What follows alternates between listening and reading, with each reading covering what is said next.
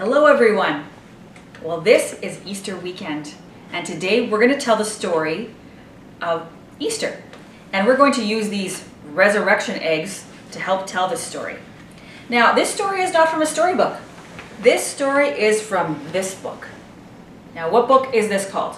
The Bible. The Bible. You're going to hear Aiden and Bennett a bit. They're going to answer some of my questions for me. But this story is from the Bible, exactly. And we're going to use these. There's just a couple of items in here that we're going to use to help us tell the story of the Easter story.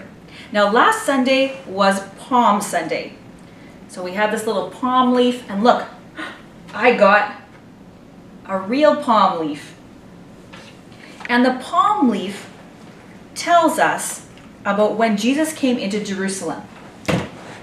And in Mark chapter 7, verse 8 and 9, it says, "Many people spread their cloaks on the road, while others spread branches they had cut in the fields. Those who went ahead and those who followed shouted, 'Hosanna!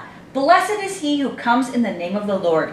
So Jesus rode on a donkey, and people waved these palm branches to show how excited they were. Now, Jesus and his disciples, his very good friends, they all got together for supper. So you can see them all here having supper together. And when they were eating, they ate something that looked like this. So here we have just a piece of bread.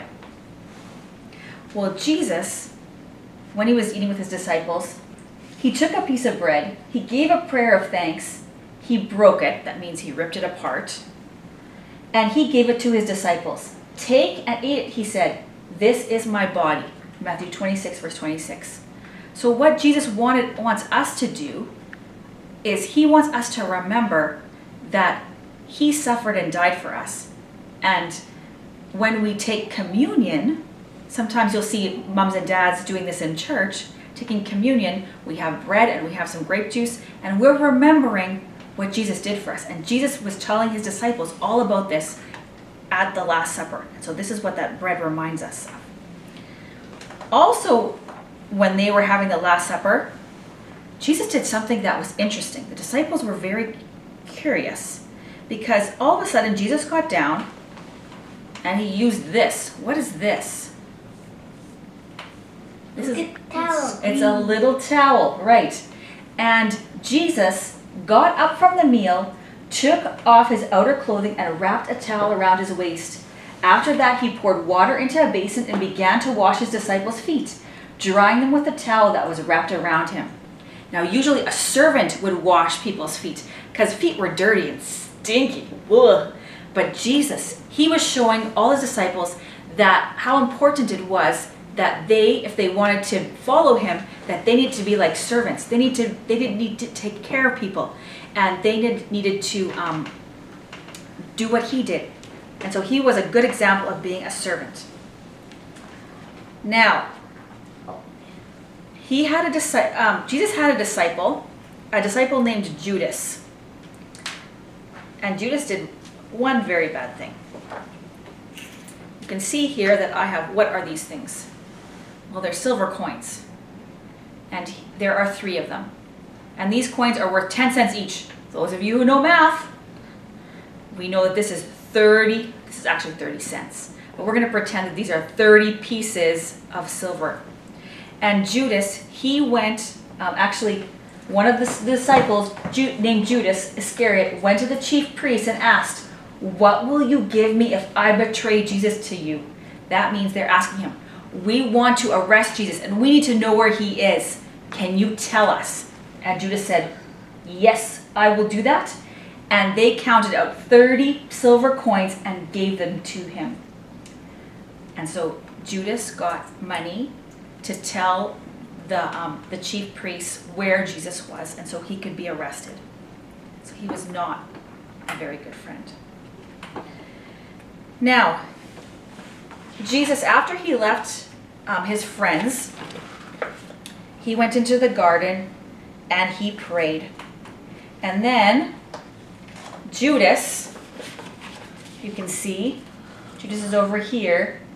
Judas brought the chief priests and some soldiers and they arrested Jesus.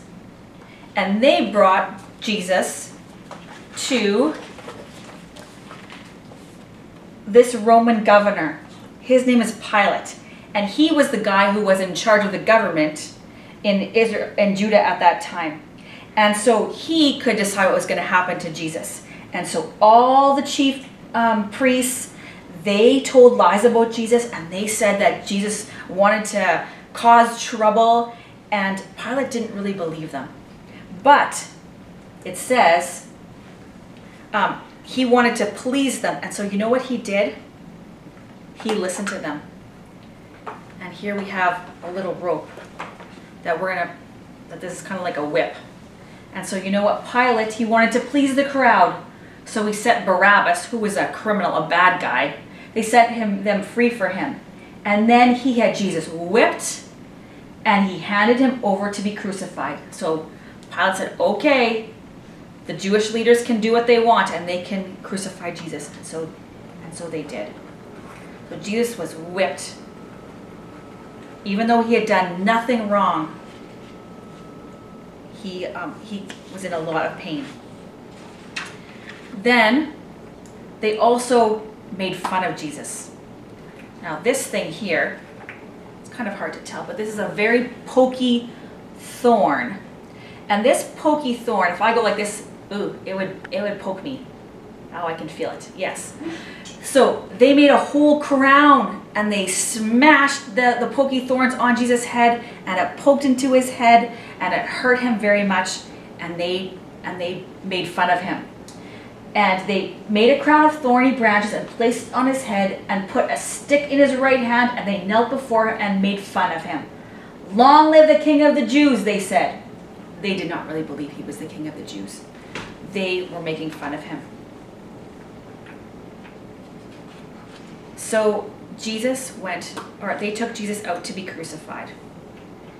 And crucified means that they nailed him to the cross, and then it hurts, and it hurts lots and lots and lots. So here's our little cross. And so you see a cross in our churches, because a cross reminds us of what Jesus did. Jesus died for us. He loved us so much that he died for us on a cross. And so here you see the cross here. You can see Jesus carrying his very heavy cross. He has to carry it up the hill, and they nailed Jesus to it.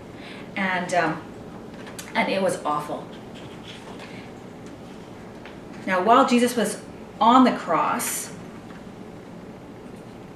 the soldiers took his robe, and they took these are dice, and they played a game. It says, when they had crucified him, they divided his clothes by casting lots. And you know what? Prophets long, long ago said, this was one of the prophecies, or one of the times that they said that this was going to happen, and it did happen. Now, when Jesus was on the cross, it hurt a lot. And so they used this thing. What is this? A sponge. A sponge. And they use this sponge.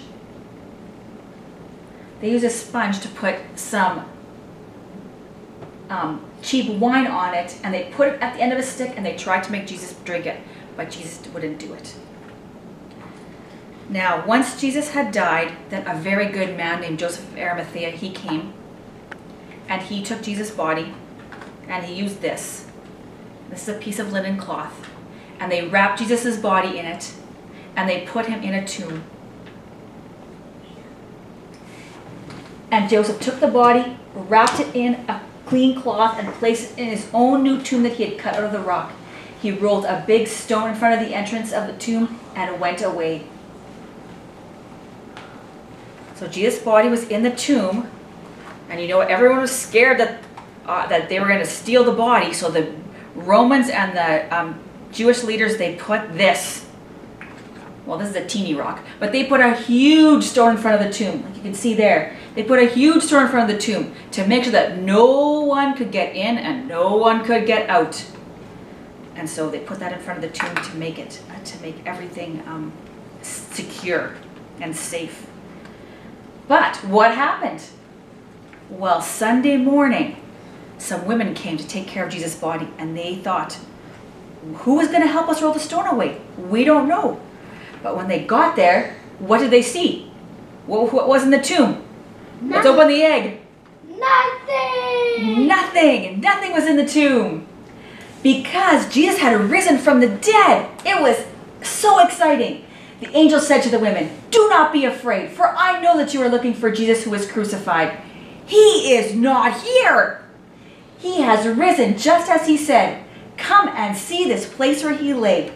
See, you can see this is a picture. And there's nothing in the tomb. The tomb is empty. And that's why we celebrate Easter. Because Jesus is alive and he rose from the dead.